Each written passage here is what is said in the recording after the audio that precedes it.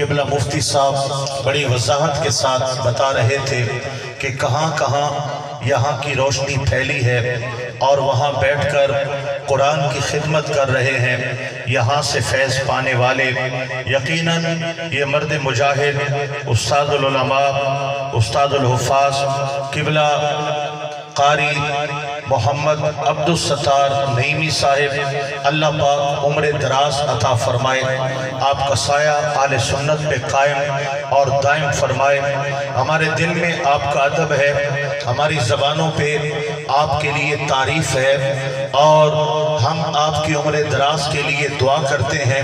مجھ سے زیادہ علاقے کے لوگ آپ سے واقف ہیں کہ قرآن کی وجہ سے اللہ نے ان کو جو عزت اور مقام عطا فرمایا ہے وہ رہتی دنیا تک یاد رکھا جائے گا، لیکن یہ عزت، یہ مقام، یہ مرتبہ، یہ واہ واہ، یہ شان و شوکت یہ تو دنیا میں ہے۔ حقیقت میں تو دنیا سے جانے کے بعد جب انسان بارگاہ خداوندی میں حاضر ہوگا، ایک لفظ قرآن کا بھی جو اجر ہے وہ بھی بیان سے باہر ہے۔ ان جیسوں کو تو اللہ تعالیٰ جنتوں کا مالک بنانے والا ہے۔ یہ بہت بہت بڑا صدقہ جاریہ ہے۔ اللہ تعالیٰ آپ کی تمام خدمات دینیہ کو اپنی بارگاہ عزتی میں شرف قبولیت عطا فرمائے۔ اللہ رب العالمین نے قرآن مقدس کی تعریف و توصیف کچھ اس انداز کے اندر بیان فرمائی ہے۔ فَلَا أُقْسِمُ بِمَوَاقِعِ النُّجُومِ، رب ذوالجلال فرماتا ہے ہم قسم بیان کر رہے ہیں مواقع نجوم کی، جہاں ستارے ڈوبتے ہیں، ہم اس کی قسم بیان کر رہے ہیں۔ وَإِنَّهُ لَقَسَمْ وَإِنَّهُ، اور یہ جو ہم قسم بیان کر رہے ہیں رب ذوالجلال فرماتا ہے یہ بہت عظیم قسم ہے، اگر تم اس کو جانتے ہوتے۔ اللہ پاک قسم بیان کرتا ہے اور قسم بیان کرنے کے بعد رب ذوالجلال اعلان فرماتا ہے یہ بہت بڑی قسم ہے۔ وَإِنَّهُ لَقَسَمٌ وَإِنَّهُ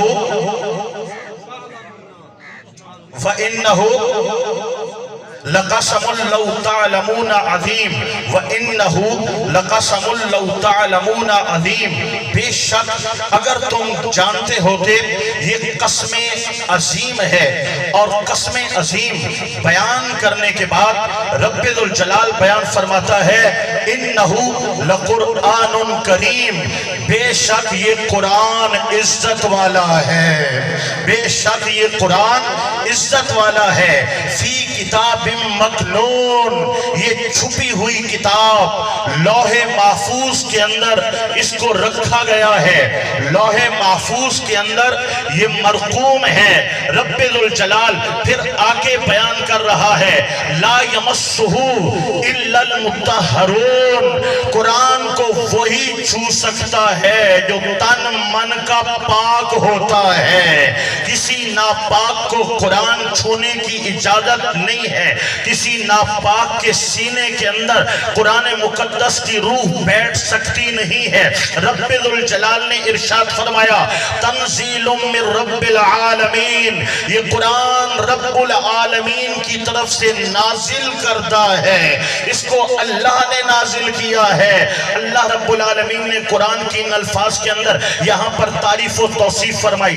وقت نہیں ہے کہ میں آپ کو سامعین محترم زیادہ بحثوں کے اندر لے جاؤں، مختصر یہ ہے قسمیں بیان کر کے اللہ کریم اپنے قرآن کی شان بیان کر رہا ہے اور اعلان کر رہا ہے قرآن عزت والا ہے، قرآن عزت والا ہے، قرآن عزت والا ہے۔ قرآن کیوں عزت والا ہے؟ اس حوالے سے اس آیہ کریمہ کے تحت مفسرین کرام نے جو وجوہات بیان فرمائی ہیں وہ لا تعداد ہیں، میں چند ایک برکت کے لیے آپ کے سامنے پیش کر رہا ہوں۔ قرآن عزت والا ہے، اس کی سب سے پہلی وجہ یہ ہے قرآن مخلوق نہیں ہے، قرآن اللہ کا کلام ہے، اللہ کی صفت ہے، اللہ پاک کی ذات ہے، اور اللہ کی جو صفات ہیں ان صفات میں سے جو صفت ہمارے ہاتھوں میں موجود ہے اس کو قرآن کہا جاتا ہے۔ قرآن مخلوق نہیں ہے، قرآن اللہ کی صفت ہے،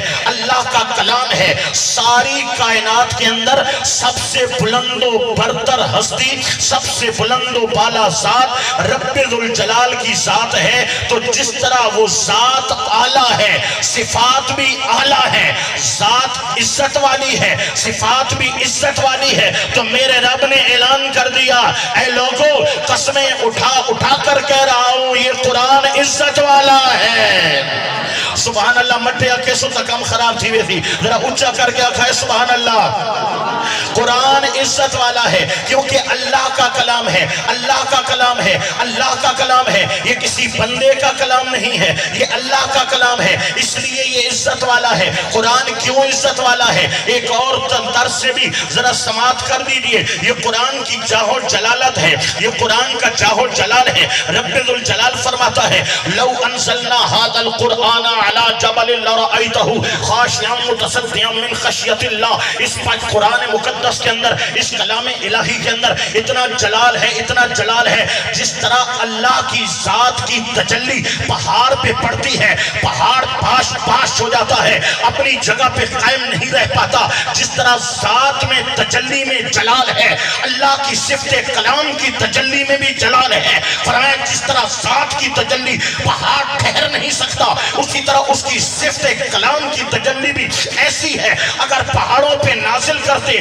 پاش پاش ہو جاتے، ٹکڑے ٹکڑے ہو جاتے۔ یہ کلام الہی ہے، عزت والا ہے، اس میں جلال ہے کہ پہاڑ ریزہ ریزہ ہو جاتے۔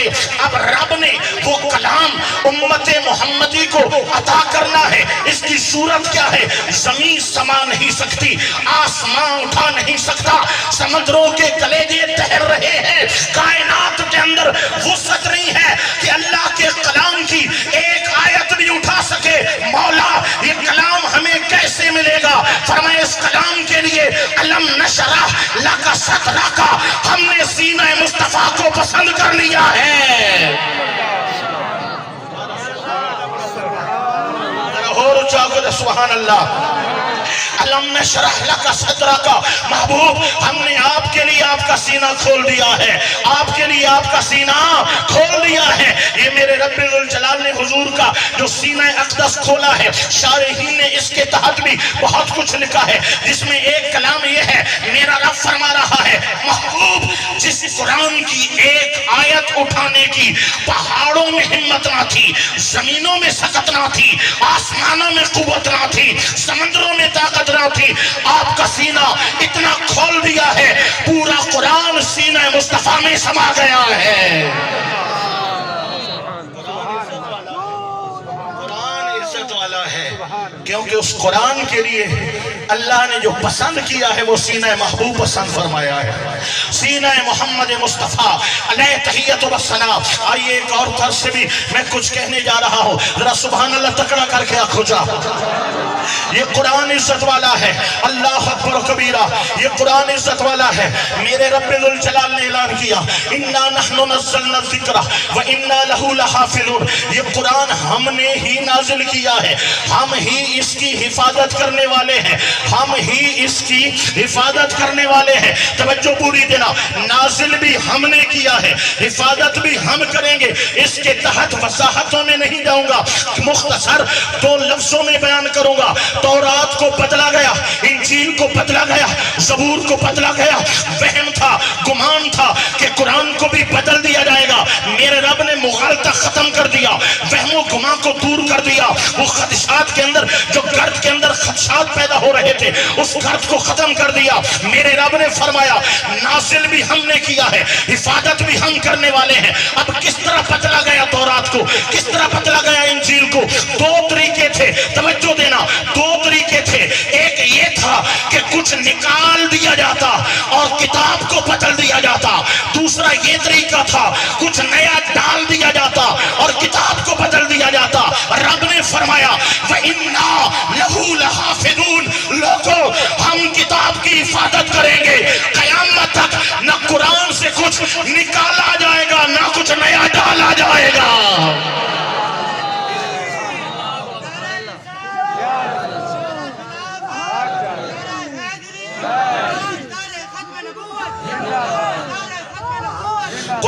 عزت والا ہے۔ اللہ تبارک و تعالیٰ نے قرآن کو کتنی عزتیں دی ہیں، نہ زیر کا فرق آ سکتا ہے، نہ زبر کا فرق آ سکتا ہے، شد مد کا حفاظت ہو رہی ہے، اور لہجوں کی حفاظت ہو رہی ہے، قراتوں کی حفاظت ہو رہی ہے، تجوید کے ذریعے حفاظت ہو رہی ہے، مدارس کے ذریعے حفاظت ہو رہی ہے۔ قرآن کے حافظ کو حافظ کیوں کہتے ہیں؟ حافظ کا معنی ہے حفاظت کرنے والا، جس کے سینے میں قرآن سما گیا۔ دنیا کہتی ہے یہ حافظ قرآن ہے، مطلب کیا ہے؟ اللہ نے قرآن کی حفاظت کے لیے جو فوج بنائی ہے، جو سپاہی بنائے ہیں، قرآن پاک کا حافظ اس فوج میں سے ایک فوجی ہے، ایک سپاہی ہے۔ حفاظ قرآن یہ خدائی فوج ہے، اللہ نے قرآن کی حفاظت کے لیے جن کی ڈیوٹی لگا دی ہے۔ قرآن عزت والا ہے۔ اللہ پاک نے قرآن کے بڑی شان بیان فرمائی ہے، کیونکہ اللہ کا کلام جو ہے مخلوق تو ہے نہیں، اللہ کا کلام ہے۔ اگر کسی نے مخلوق کی بات کی تو امام احمد بن حنبل نکل آئے میدان میں، جان کی بازی لگا دی، کوڑے کھائے، جیل میں بند رہے، زنجیروں میں جکڑے رہے۔ ایک بار کہہ دو قرآن مخلوق ہے، فرمایا مر جاؤں گا، اللہ کے قرآن کی عزت پر جان دے دوں گا، لیکن قرآن کی صفت الہی اور کلام ہونے کا اعلان کرتا رہوں گا۔ یہ قرآن مقدس بڑی عزت والی کتاب ہے۔ اللہ پاک نے اس کے اندر بڑے کمال رکھے ہیں۔ میں بات سمیٹنے کی طرف لے جا رہا ہوں، اس لیے میں اس حوالے سے گفتگو کرنا چاہتا ہوں۔ سامعین محترم توجہ کرنا، ایک کتاب قرآن مقدس، کون سی کتاب ہے؟ قرآن مقدس کو چونتے ہیں۔ قرآن مقدس کے اندر اللہ پاک کے اسماء ہے، قرآن پاک کے اندر حلال ہے، قرآن پاک کے اندر حرام کا بیان ہے، قرآن پاک کے اندر اوامر و نواہی ہے، قرآن پاک کے اندر بہت کچھ ہے۔ جو ہو چکا وہ بھی قرآن میں ہے، جو قیامت تک ہونے والا ہے وہ بھی قرآن میں ہے۔ یہ ساری باتیں چھوڑتے ہوئے میں آگے جا رہا ہوں، بڑی توجہ کے ساتھ بات سننا، ذرا بولیے گا سبحان اللہ۔ اللہ تبارک و تعالیٰ نے قرآن کو عزت والا قرار دیا ہے، قرآن کو عزت والا قرار دیا ہے، اور یہ نسبت ہے، توجہ کرنا، نسبتیں بلند کرتی ہیں، نسبتیں بلند کرتی ہیں۔ آپ جتنی بلندیاں دیکھیں، اگر قرآن پاک کا مطالعہ کریں تو آپ بلندیوں میں نسبت نظر آئے گی۔ میرے حبیب کریم علیہ السلام جس شہر میں جلوہ گر ہوتے ہیں، قرآن قسمیں بیان کرتا ہے اور بتاتا ہے یہ نسبت مصطفیٰ کی وجہ ہے۔ میرے آقا نبی پاک جس شہر میں آئے وہ شہر بلند ہو جائے، میرے آقا جس خاندان میں جلوہ گر ہوں وہ خاندان خاندانوں میں بلند ہو جائے۔ میرے نبی کریم علیہ السلام جن ازواج مطہرات کو آنگن میں لیں وہ ازواج مطہرات دنیا کی عورتوں سے بے مثال ہو جائیں۔ حضور کے گھر میں جو آل ہے وہ اور آلوں سے بے مثال ہے۔ نبی پاک کے جو اصحاب ہیں وہ اور امتوں کے اصحاب سے بے مثل و بے مثال ہے۔ حضور کی جو امت ہے وہ اور امتوں سے بے مثل و بے مثال ہے۔ پتہ چلا، توجہ ہے تو ذرا بولیے گا سبحان اللہ۔ دوستو پتہ چلا حضور ہیں عزت والے، اور نبی پاک کے ساتھ جس کی نسبت جڑ جائے وہ بھی عزت والا ہو جاتا ہے۔ قرآن ہے عزت والا، جس نے قرآن سیکھا، جس نے قرآن سکھایا، جس نے قرآن پڑھایا، جس نے قرآن کو سینے میں بسا لیا، پھر وہ بھی بے عزت نہیں رہتا، قرآن کا صدقہ وہ بھی عزت والا ہو جاتا ہے۔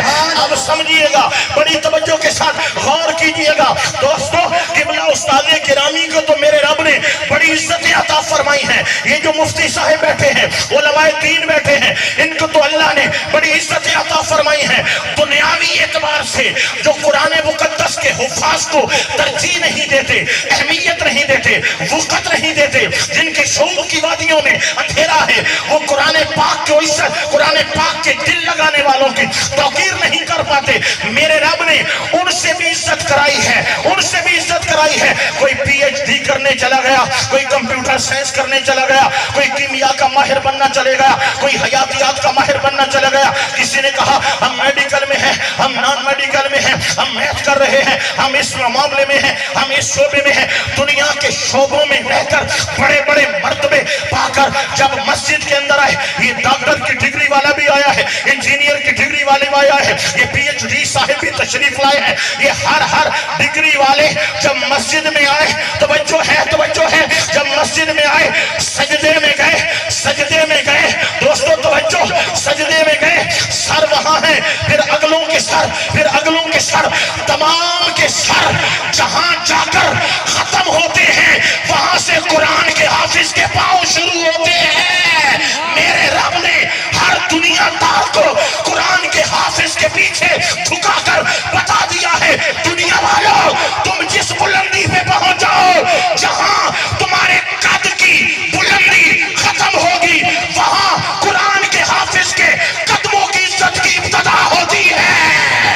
نعرہ تکبیر، نعرہ رسالت، نعرہ خلافت، نعرہ حیدری، تاجدار ختم نبوت، تاجدار ختم نبوت، لبیک لبیک لبیک یا رسول اللہ، لبیک لبیک لبیک یا رسول اللہ، لبیک لبیک۔ افبہذا الحدیث انتم مدہنون، افبہذا الحدیث انتم مدہنون۔ یہ میرا آخری پیغام ہے اور میں آخری آیہ کریمہ پڑھ رہا ہوں، ذرا توجہ سے سنیے، بولیے سبحان اللہ۔ افبہذا الحدیث انتم مدہنون، کیا تم اس قرآن سے منہ موڑو گے؟ توجہ ہے، توجہ ہے تمہیں؟ پورے جلسے کا نچوڑ ہے، تمام تقاریر کا لب لباب ہے، میری گفتگو کا خلاصہ ہے، آخری الفاظ ہے۔ میرا رب فرماتا ہے تم اس قرآن سے منہ موڑو گے؟ مسلمانوں عزت والے قرآن سے منہ موڑو گے؟ رب کے کلام سے منہ موڑو گے؟ مصطفیٰ کریم علیہ السلام کی عطا کردہ کتاب سے منہ موڑو گے؟ جس نے کائنات کی کایا پلٹ دی تم اس قرآن سے منہ موڑو گے؟ جس نے زمانہ بدل دیا، دنیا کے اندر پوری انسانیت کی تاریخ میں سب سے بڑا انقلاب اگر پپا کیا ہے تو اللہ کے قرآن نے کیا ہے۔ اس قرآن سے منہ موڑو گے؟ قرآن سے منہ موڑنے کی دو صورتیں ہیں، ایک عقیدے کے طور پہ قرآن کو جھٹلا دیا جائے، معاذ اللہ، ہم قرآن کو مانتے ہیں، مانتے ہیں، اللہ کی کتاب ہے، مانتے ہیں، ہم مانتے ہیں، ہم قرآن پاک کو عقیدے کے اعتبار سے جھٹلانے والے نہیں ہیں۔ قرآن پاک کا دوسرا جھٹلانا کیا ہے؟ قرآن کے احکامات سے منہ موڑ لیا جائے، قرآن کے اوامر کی طرف دھیان نہ دیا جائے، قرآن کے نواہی کو روگرداں کر دیا جائے، قرآن مقدس کے ارشادات سے اپنے آپ کو دور لے جایا جائے، یہ بھی قرآن سے بھاگنے والی بات ہے۔ لوگوں، ہم قرآن مانتے ہیں، ہم قرآن کو چومتے ہیں، ہم قرآن کی عزت کرتے ہیں، ہم قرآن کی طرف پشت نہیں ہونے دیتے، ہم قرآن کی طرف کانڈ کرنے والے نہیں ہیں، کیونکہ ہم قرآن پر ایمان لاتے ہیں، لیکن جب عمل کی بات آتی ہے، عمل کی بات آتی ہے تو قرآن کی ایک آیت سن لو، ما آتاکم الرسول فخذوہ وما نہاکم عنہ فانتہوا، میرا نبی تمہیں جو عطا کرے وہ کام کرو، جو حکم دے وہ بجا لاؤ، جس سے منع فرمائے وہ کام چھوڑ دو، چھوڑ دو، چھوڑ دو۔ آج ہمارا طریقہ کیا ہے؟ ہمیں قرآن نے جن کاموں کا حکم دیا ہم وہ کام نہیں کر رہے۔ نماز کا حکم ہے، ہم نے نماز کو چھوڑ دیا، زکوٰۃ کا حکم ہے، ہم نے زکوٰۃوں کو چھوڑ دیا، حج کا حکم ہے، ہم نے حج کو چھوڑ دیا، حقوق العباد کی بات ہے، ہم نے حقوق العباد کو پائمال کر دیا۔ قرآن مقدس نے ہمیں سچ کا حکم دیا، امانت کا حکم دیا، دیانت کا حکم دیا، ہم نے سارے کام چھوڑ دیے۔ جس کام سے منع کیا جائے وہ کام مت کرو۔ قرآن نے جس کام سے روکا آج ہمارے معاشرے کا حصہ ہیں۔ شرابیں قرآن نے منع کی، شراب یہاں پی جا رہی ہے، سود قرآن نے منع کیا، سود یہاں چل رہا ہے، جوا قرآن نے منع کیا، جوا یہاں کھیلا جا رہا ہے۔ ماں باپ کی عزت کرنا قرآن نے سکھایا، ماں باپ کی بے حرمتی یہاں ہو رہی ہے۔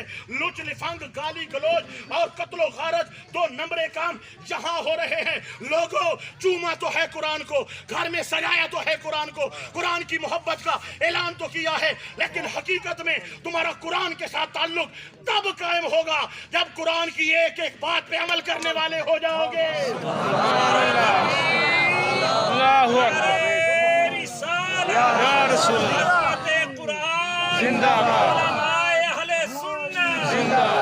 اور سن لو، ہم کیوں بگڑ گئے؟ हम क्यों दूर हो गए? हमने कुरान मुकद्दस की तालीमात से रूगर्दानी क्यों कर ली? इसकी वजह है हमने कुरान की तालीम हासिल करना छोड़ दी है, कुरान से दिल लगाना हमने छोड़ दिया है। दोस्तों, आज हमारे बच्चों को नादरा कुरान नहीं आता, हमारे बच्चों को 6 कलमे नहीं आते, हमारे बच्चों को नमाज़े जनाजा की दुआएं नहीं आती, फातिहा का तरीका नहीं आता। मदरसों को छोड़ दिया हमने, उलमा से मुंह मोड़ लिया, मदरसों को हमने लावारिस छोड़ दिया। हमने कहा जो गरीब का बच्चा है वो कुरान पढ़ेगा, जो अमीर का बच्चा है वो डॉक्टर बनेगा। दोस्तों, अमीर हो या गरीब हो, मुसाफिर हो, ताजिर हो, दुनियादार हो, सरमायादार हो, अगर मुसलमान है तो कुरान की तरफ आना होगा, कुरान की तरफ आना होगा, वरना ये बिगाड़ बढ़ता चला जाएगा, ये बिगाड़ बढ़ता चला जाएगा। आज क्यों हम बिगड़ गए? आज क्यों तबाही और बर्बादी के हम गड़े में गड़ते चले जा रहे हैं? इसकी वजह यही है, दर्स कुरान हमने न भुलाया होता, ये जमाना न जमाने ने दिखाया होता, वो मुअज़्ज़ज़ थे जमाने में मुसलमान होकर और हम खार हुए तारे के कुरान होकर। लोगों, आप मदरसे में आए, आपने महफिल में आए, आपने नजराने दिए, आपने खिदमतें की, आपने वाहवाह की, लेकिन सुन लो, जब तक आपकी नस्लों में कुरान की मोहब्बत पैदा नहीं होगी, आपके घर में कुरान का नूर नहीं जाएगा, आपके घर के अंदर कुरान की तालीम नहीं जाएगी, जान लो कब्रों पे फातिहा पढ़ने वाला भी कोई नहीं होगा, मरने के बाद दुआ करने वाला भी कोई नहीं होगा। ऐ वो लोग जिनके बच्चों ने कुरान याद किया है, आलिम बने हैं, तुम्हें मुबारक हो, तुम कब्र में जाओगे, कुरान जमीन के ऊपर बेटा पड़ेगा, नूर जमीन के नीचे तेरी कब्रों को मिलता चला जाएगा। दोस्तों, खुदा के लिए कुरान की तरफ रुजू करो, कुरान की मोहब्बत अपने सीनों में पैदा करो। क़िबला उस्ताद गिरामी की शख्सियत आपके लिए रहमत है, आपके लिए अल्लाह पाक का लुत्फ फजल है, आपके लिए अल्लाह पाक का बहुत बड़ा करम है। इस्तिफादा कर लो, फायदा उठा लो, अपनी नस्लों के अंदर कुरान की मोहब्बत पैदा कर दो। कुरान वो नेमत है जो दुनिया में भी इज्जत देती है और क़यामत में भी जब नूर के ताज सरों पे होंगे और पूछने वाले कहेंगे ये कौन आए हैं, तो कहा जाएगा ये वो माँ बाप हैं जिन्होंने औलाद को कुरान का हाफिज बनाया था। वक्त नहीं है, मैं बात कुछ और भी करता, इतने बड़ी दरसगाह के अंदर ये चंद अल्फाज में मेरे लिए गनीमत हैं। अल्लाह पाक समझ भी अता फरमाए, हमें अमल का जज्बा भी अता फरमाए। वमा अलैना इल्लल बलाग।